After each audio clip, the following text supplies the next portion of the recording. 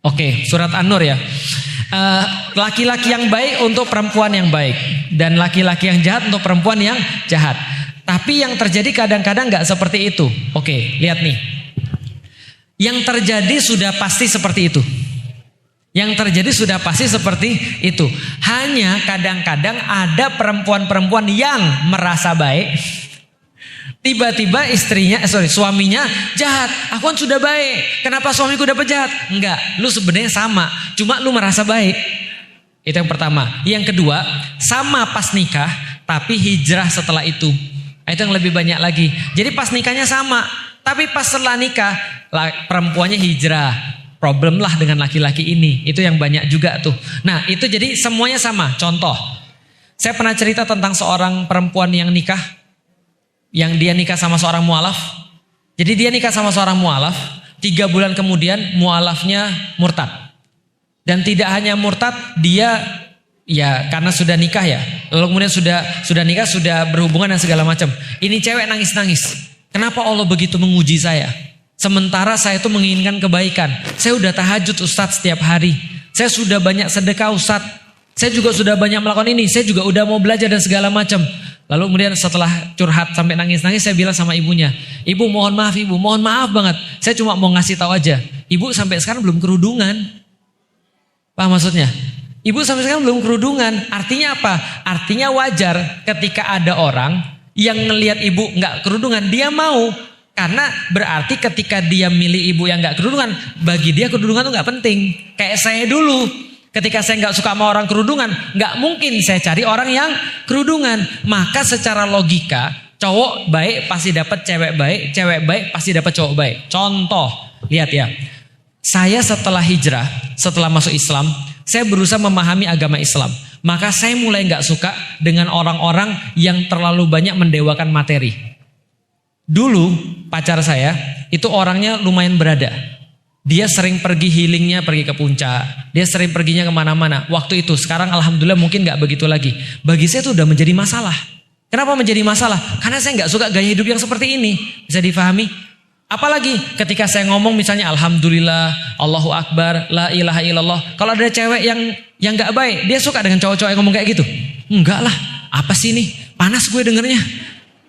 Terus pertanyaan saya, kapan ketemu cowok baik sama cewek nggak baik ini? Kapan ketemunya cowok baik sama cewek nggak baik? Di kampus ya. Di kampus. Saya dulu di IPB, aktivitas saya di dakwah. Di mana di dakwah? Di Badan Kerohanian Islam Mahasiswa. Di organisasi keislaman. Di kelas, di fakultas, saya juga punya organisasi keislaman. Ngubek terus di sana. Pagi sampai siang saya kuliah, siang sampai malam rapat, kadang-kadang nempelin di mana-mana poster, nulis, lalu kemudian ngontak orang, datengin adik kelas, ngisi adik kelas dan segala macam. Kapan saya ketemu cewek-cewek yang nggak baik ini? Nggak pernah. Mungkin ketemu pas menjelang subuh. Saya pergi sholat subuh, dia pulang dugem. Itu pun dia suka nggak sama saya? Gak mungkin. Makanya kita itu akan dikumpulkan berdasarkan circle kita. Itu logis banget. Contoh ya, coba ibu-ibu lihat tuh. Ibu nikah kan sudah ya. Di mana ketemu sama suaminya? Coba lihat. Pasti circle-nya sama. Enggak usah, saya kantor di sini, dia kantor di situ. Terus di mana ketemunya? Kan nggak mungkin tiba-tiba ketemu misalnya di supermarket tiba-tiba tabrakan. Wah ini calon istri saya. Kan nggak mungkin gitu. Paham gak sih maksudnya? Pasti ada sesuatu yang terjadi. Pasti ada ruangan yang sama, circle yang sama. Nah itu maksudnya kesamaan. Karena orang-orang yang sama biasanya milihnya itu-itu juga. Gitu kan ya? Pertanyaan saya. Kalau orang-orang Chinese biasanya nikahnya sama siapa? Chinese juga. Kenapa? Nah, sekolahnya sama. Ibu dan bapaknya kenal, tinggalnya juga di situ-situ juga. Kan ngumpulnya kan tinggalnya sama. Lah wajar kalau mereka nikah sama-sama orang Chinese. Yang aneh tuh saya, orang Chinese nikah sama orang Jawa. Kenapa bisa begitu? Nah itu menurut suatu nggak sama. Kata Ustaz tadi orang dipertemukan dengan orang yang sama. Saya sekelas sama istri saya. Satu organisasi keislaman. Wajar kalau saya lihat dia naksir karena saya bersama-sama. Bisa difahami? Maka orang-orang yang naksir itu biasanya frekuensinya sama.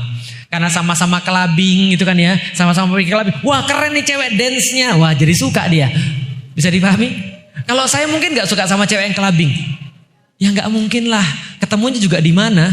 Gitu kan ya. Artinya setiap orang pasti dikumpulkan dengan yang sama. Kecuali kita nabi. Nah beda tuh. Kecuali kalau kita nabi, ujiannya parah. Nabi Nuh, ujiannya istrinya nggak sama. Nabi Lut, ujiannya istrinya nggak sama. Nah tapi jarang orang-orang yang ujiannya seperti nabi. Nah pertanyaan berikutnya, Ustadz, kalau sekarang kita sudah nikah, ya apapun lah yang tadi Ustadz bilang, apakah kita merasa soleh, ternyata kita nggak sesoleh itu, ataukah kita pas nikah sudah hijrah? Sehingga kita mendapati ternyata pasangan kita bermaksiat.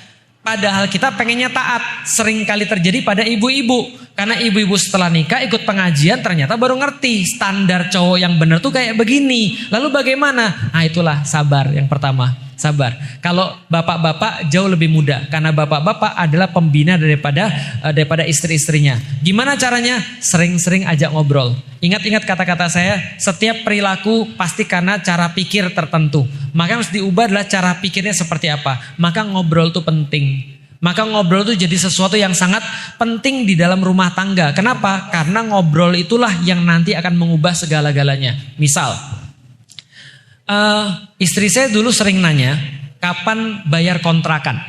Karena kontrakan kita tuh habisnya bulan September. Biasanya Oktober kita harus kontrakan kita habisnya bulan Oktober. September biasanya kita sudah harus nyari rumah yang baru. Dan selama 3 tahun berturut-turut istri saya selalu sama. Mendapati saya baru punya uang tuh biasanya bulan September. Kayak gitu. September ada uang untuk kontrak. Istri saya nanya, Bi sudah ada belum? Rumahnya di mana? Saya bilang nanti aja lah. Bi sudah ada belum? Nanti aja lah. Bi sudah nanti aja lah. Lama-lama dia ngomongin terus saya marah. Bukan marah, gak enak dengarnya gitu loh maksudnya. Kenapa? Bagi saya, kamu gak percaya sama saya bahwa saya akan berbuat yang terbaik untuk nyari kontrakan. Kan bukan cuma kamu yang perlu, aku juga perlu. Tapi saya juga ngobrol sama istri saya. Dan kita punya Allah. Yang harus kita syukuri dalam kehidupan kita adalah kamu gak maksiat, aku gak maksiat. Aku coba berdakwah, kamu coba berdakwah. Dan bukankah ketika kita nikah, kita sudah tahu tujuan hidup kita adalah dakwah dan kamu dukung aku selama aku masih berdakwah. Kalau aku sudah gak berdakwah, kamu baru boleh nanya, kamu tuh ngapain? Tapi selama aku dakwah, insya Allah ini yang kita cari dalam pernikahan. Saya punya surat sama istri saya, surat khitbah saya sama istri. Saya ke istri saya nulis, saya minta 2, dukung saya dalam dakwah dan satu lagi adalah percaya sama saya selama saya gak maksiat. 2 itu aja yang saya minta. Itu ada bukti autentiknya, tertulis. Dan dia balas suratnya, aku akan dukung kamu dalam dakwah dan percaya selama kamu taat pada Allah. Saya bilang ini sudah ada nih. Apa yang kita khawatirkan? Aku juga khawatir sih sebenarnya. Cuma maksudnya gini, maksudnya kalau kamu kayak gitu terus itu juga nggak mengubah apapun. Bisa difahami ya. Nah baru kemudian kita ngobrol bisa diubah. Kadang-kadang ada yang nggak bisa diubah. Karena kadang ada beberapa kasus memang perempuannya keterlaluan. Kemarin saya baru dapat kasus yang luar biasa. Ada seorang perempuan sudah nikah sama suami, sudah nikah, dia nggak mau tidur sekamar sama suaminya. Berarti ada masalah kan? Gimana caranya? Cari tahu. Kenapa kamu nggak mau tidur sama aku? Gitu kan ya. Lah kalau misalnya sudah dijawab, contoh misalnya, habis kamu bau sih, ya udah tinggal diperbaiki. Habis kamu ngorok sih, ya udah tinggal diperbaiki. Kan katanya. Tapi harus tahu dulu, mengetahui problemnya apa. Itu penting bagi laki-laki. Dan tenang, insya Allah setiap laki-laki mas diberikan kemampuan untuk berbicara menaklukkan perempuan. Itu semua laki-laki. Jadi ajak ngobrol aja. Kalau misalnya ada temennya atau siapapun yang istrinya bermaksiat, ajak ngobrol. Ustadz, istri saya tuh sudah kayak kaumnya Nabi Lut. Ada nggak?